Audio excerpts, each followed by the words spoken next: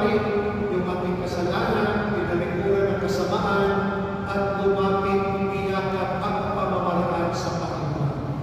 Pero ang pagsisisi o repentance, hindi lamang hanggang emosyon, hindi lamang iyak.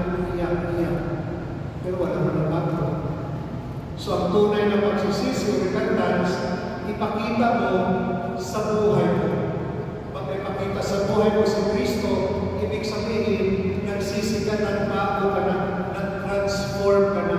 So ang repentance ay hindi iniisip ang sarili. Ang tunay na pagsisisi ay sumunod sa kalooban ng Ama. That's why, walang tunay na pagsisisi o repentance pag hindi natin matagpuan si Kristo ang Diyos sa buhay natin. If we do not encounter that, walang tunay na pagsisisi. Ang tunay na pagsisisi, we will truly encounter the Lord. Dahil kung tayo lang nagsisiwala ang grasya ng Panginoon, hindi masustain yan. Ang tunay na pagsisisi sa tulong sa grasya ng Panginoon, mabago ang tao. That's why, sa unang pagbasa, di ba, si Moses, there's kanyang pagsisisi, repentance, na bago siya, na-encounter niya ang Panginoon. Ang tunay na repentance is we will truly encounter God. Like Moses sa unang pagbasa. Di ba si Moses, galing sa Egypt, lumaki, akala niya sa Egyptian. And then there was one time he accidentally killed an Egyptian soldier. Napatay niya isang soldado. At ito ngayong dahilan, umalis si Moses sa Egypto dahil hinahanap siya. Wanted siya. Takot na takot si Moses. Di ba saan nagpunta si Moses? Anong sinabi sa unang pagbasa? Saan pumunta si Moses? Saan? Sa Netherlands? Diba? Doon sa Midian. Dahil takot na takot siya. Lumayas pumunta sa Midian. At nasawa niya yung anak ni Jethro. At ngayon ang trabaho ni Moses, tagapangalaga sa kawan, sa tupa ni Jethro. At habang dinadala niya sa mundo, sa Mount Horeb, doon niya nakilala, na-encounter ang Panginoon. Diba? Si Moses, takot na takot sa ito, ngayon encounter ang Panginoon at ang gusto ng Panginoon, nagagamitin siya para palayain yung mga Israelita sa Egypto. So, ito, punto ng repentance na hindi ang iyong masunod, ang tunay na repentance ang masunod, ang kalooban ng Ama. Diba si Moses wanted sa Egypt? Pero pag sinunod yung sarili niya, hindi siya pabalik sa Egypt. Pero ang repentance ay ang pagsunod sa kalooban ng Ama. That's why hindi natakot si Moses bumalik sa Egypt. Dahil sinunod ni Moses ang kalooban ng Ama. So repentance means ang pagsunod sa kalooban ng Ama. Hindi na yung sarili ang masunod.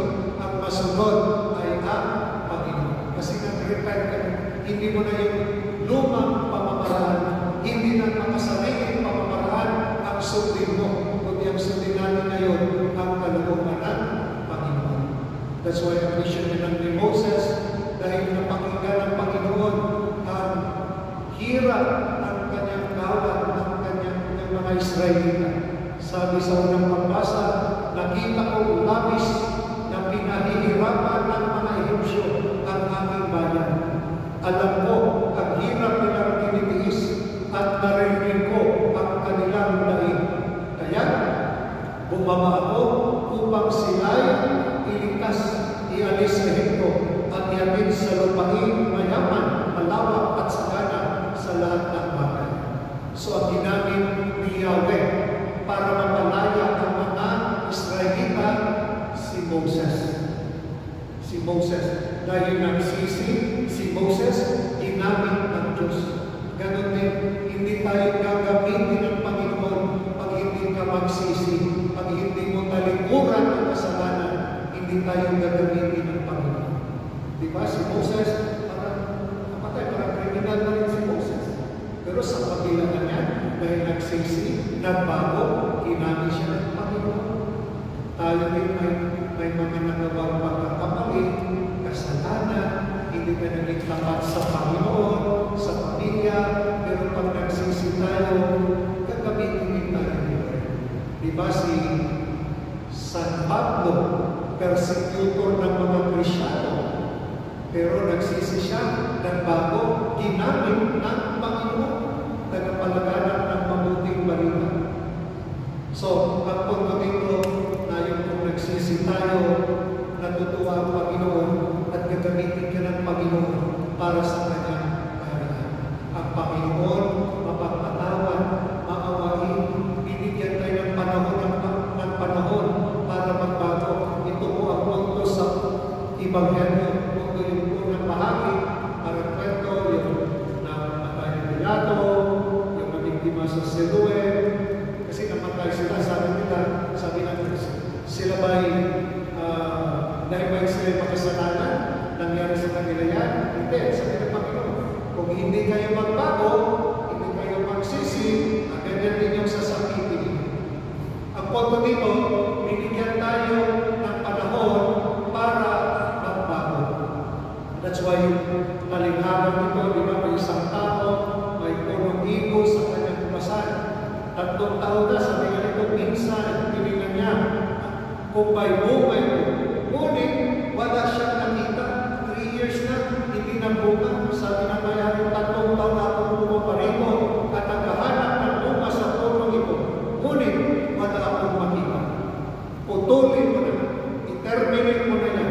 3 years na, hindi na bago. I-terminate mo na yan. Nakasisikip lang yan sa lupa. Malakas na yung kumain, hindi pa nagbago. I-terminate mo yan. So, ang punto naman dito, sabi nga dito yung tagapangalaga, huwag po muna natin putulin sa taon ito. Uhukayan po ang malibot at lalagyan ng pataba. Kung mamumunga po ito sa darating na taon, mabuti. Ngunit kung hindi, i-terminate, putulin na yan, sabi niya. Ang punto naman dito, hindi lang 1 month notice binigay, di ba? 1 year, isang taon. Punto dito, nabibigyan tayo ng Panginoon ng pagkakataon para magbago. Hindi maging malaya ang buhay natin pag hindi tayo magbago. And that is why ang repentance para nagdaan para sa ating kalayaan. Pag manatili ka sa kaliliman sa kasalanan, hindi malaya ang buhay. Ang tunay na kalayaan ay ang pagtalikod sa kasalanan. At ito nga magandang description sa ikalawang pagbasa ni San Pablo. So pakinggan nyo, maganda to. Silang lahat ay naniliman ng ulam sa kanilang paglalakbay at tumawid sa dagat na pula. Yung narinig niya ako kaya naisip ko. Tumawid, ito ay parang pinalik ni San Pablo yung nangyari sa mga Israelita doon sa Egypt. Diba doon sa Egypt, sila ay alipin, inahirapan sa Egypt. At ginamit si Moses, di ba, yung staff ni Moses, lahat yung dagat. Ito yung sinabi ni San Pablo.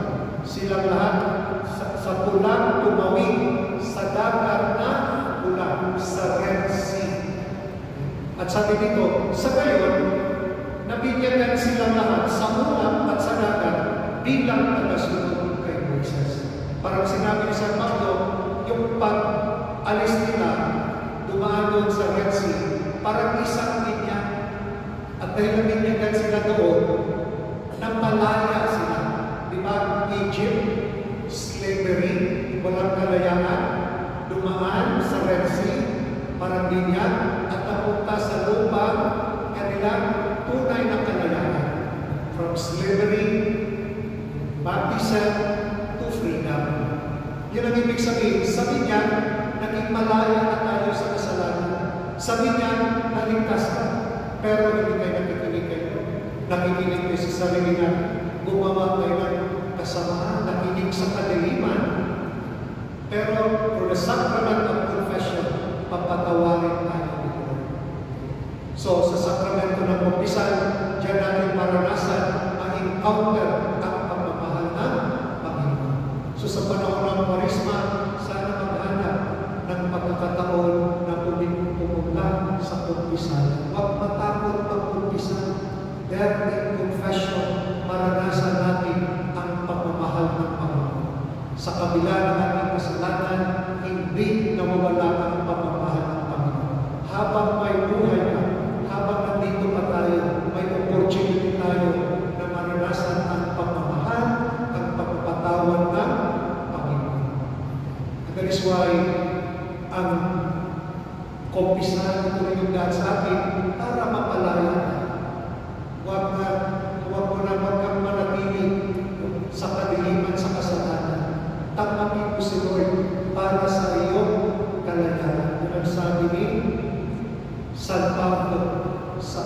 ikalawang pagbasa na maging matay. So, matapos ang purpose na.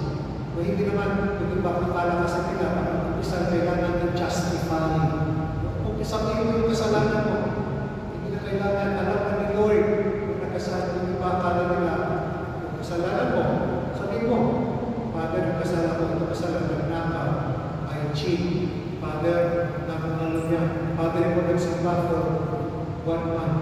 Yung kasalanan mo sabihin, tanongin ka sa pari, hindi mo lang kailangan i-justify. Father, nagnakaw ako dyan si Father, malaki ba, ito mo siya nalawas, Father, hindi lang Father, talaga, hindi ka pa ni Father, talagang kasama ko Father, kung tapat sa kasi, kasawa ko Father sa Pilipinas, pero kung mo lang i-justify, kung nagkasala ka, direct, aminin mo, no need to justify. Kasi pag justify mo, ibig sabihin, wala kong kasalanan ng Father.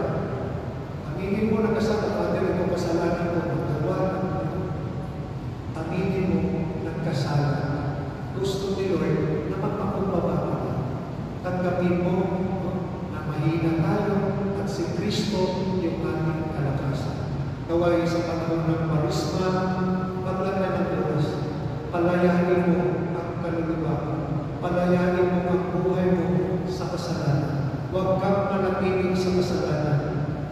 Naway parang nag-journey tayo para sa ating kanayahan. Diba? Tulad kanina, nag-station sa cross tayo. Diba? Pag-journey, sinasamahan natin ang Panginoon o sa kanyang sacrifices. Dahil ang kanyang kalbaryo, ito ay magkatid sa atin ng muling pagkabuhay. So sa ating pagbasa, punto sa ating Ebanghelyo, yung pagsisihan, repentance.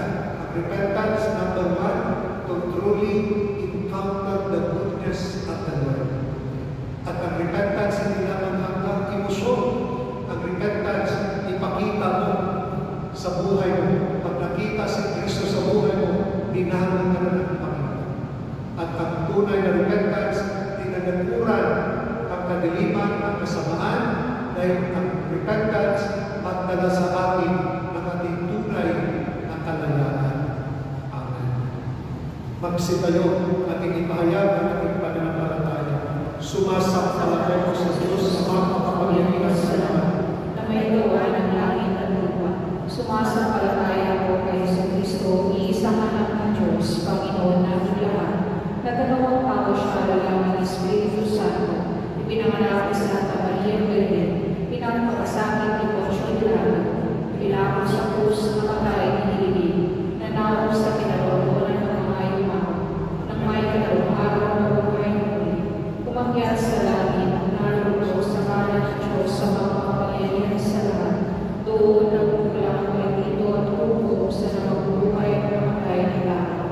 Sumasampalataya naman ako sa Diyos Espiritu Santo, sa banal na simbahang Katolika, sa kasamahan ng mga banal, sa kapatawaran ng mga kasalanan, sa pagkaunay ng muli ng mga namatay na tao, at sa buhay at walang hanggan. Amen.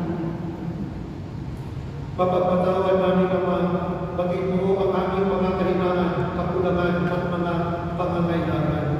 Sa iyong mahabaging pagkalinga, kami nananalig at nagsusumamo.